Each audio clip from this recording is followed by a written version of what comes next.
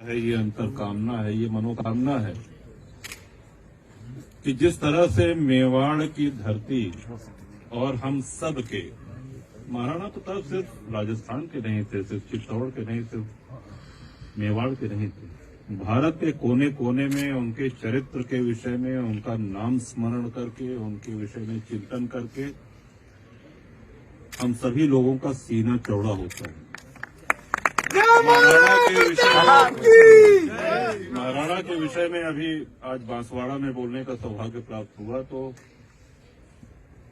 सबसे भावुक रचना हमारे यहाँ के कवि आदरणीय श्री श्याम नारायण पांडे जी हल्दी घाटी उन्होंने लिखी, जौहर लिखा, और अंत समय तक वो जब भी पाठ करते थे तो इतना भावुक हो जाते थे कि वो रोने लगते थे।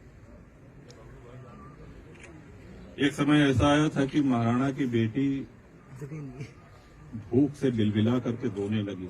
हम लोग घासों की रोटी का प्रकरण सुदूर होकर भी सुनते रहते हैं। देखिए, भाषण में क्रांति पैदा करना वो एक अलग बात है, लेकिन उसको जीना वो एक बहुत कठिन रास्ता है। महाराणा का भी हृदय हिल गया था। उस समय की पंक्तियों में श्याम नारायण जी लिखते हैं कि सहने की सीमा होती सह सका न पीड़ा अंतर, हाँ संधि पत्र लिखने को वो बैठ गया आसन पर। उस सन्नाटे में बच्चों ने माँ माँ कह कह कर रोया, लघु शिशु विलाप सुन सुन कर धीरज ने धीरज खोया। कह सावधान रानी ने राणा का थाम लिया कर, बोली अधीर पति से वह कागज मसीपत्र छिपाकर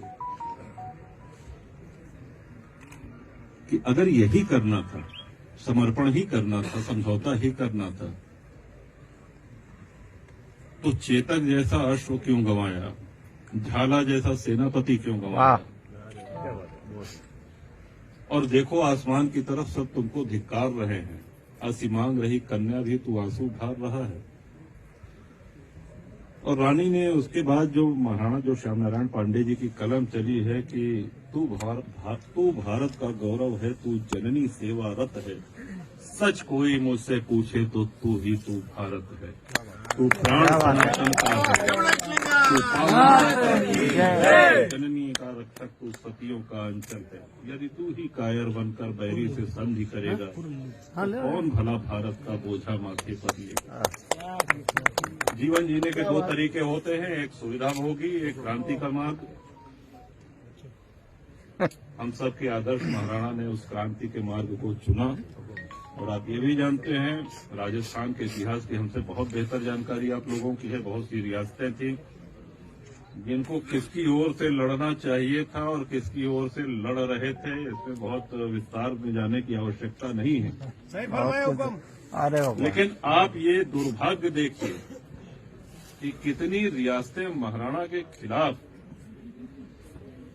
आक्रांताओं के साथ खड़ी होकर के और अपने ही देश में, अपने ही प्रदेश में, अपने ही सभ्यता के साथ तांडव मचा रही थी। तो ये दुर्भाग्य उन्होंने झेला है।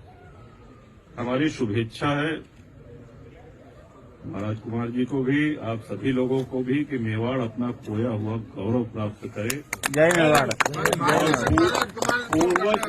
महाराज कुमार की जय। बोलो एकलिंगा नाथ की जय। पूर्वजों का तो वो चाहे देखिए, चाहे आप बप्पा रावल को ले लें, चाहे वीर दुर्गादास राठौर को ले लें, जितनी गिनतियों के बहुत लंबी महापुरुषों की फहरिस्त है, अतीत गौरवशाली है, इसमें कोई दो राय नहीं। लेकिन वर्तमान सशक्त और गौरवशाली बनाना ये आप लोगों के हाथ में। बोलो महाराज कुमार मेवाड़ की जय। और आज लड़ाई भी काफी बदल गई है। आज तोप तलवार की लड़ाई नहीं रह गई है। आज आप लोगों को घास की रोटी खाने की आवश्यकता नहीं पड़ेगी। आज आपको घास की रोटी खाने की आवश्यकता नहीं पड़ेगी। आज रणनीति में हर वर्ग को, क्योंकि महापुरुष की और संतों की, क्रांतिकारियों की कोई एक जाति, कोई बिरादरी नहीं होती, सबको साथ लेकर के चलें। ये भी स्मरण रखें कि जब क्षत्रिय समाज अधिकांश महाराणा के खिलाफ अकबर की सेना के साथ लड़ रहा था, तो साथ किसने किया? साथ भीलों ने दिया, आदिवासियों ने दिया, ब्राह्मण शाह ने दिया। उनके आधार पर वो सेनाएं, महाराणा अपने जीवन के अंत तक लड़ते रहे।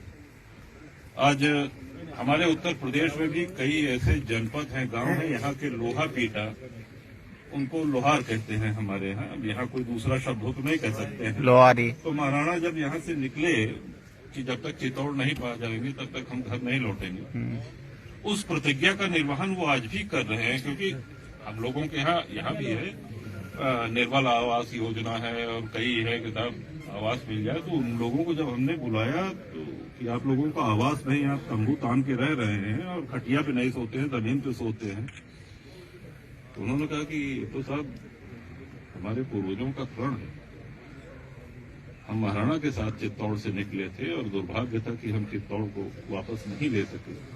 और हमारे पूर्वजों ने, और आज भी हमारे यहाँ ये परंपरा है कि जब हमारे पिता जाते रहते हैं, जाने का समय हो जाता है, तो ये संदेश, ये आदेश दे करके जाते हैं कि इस प्रण का पालन करना।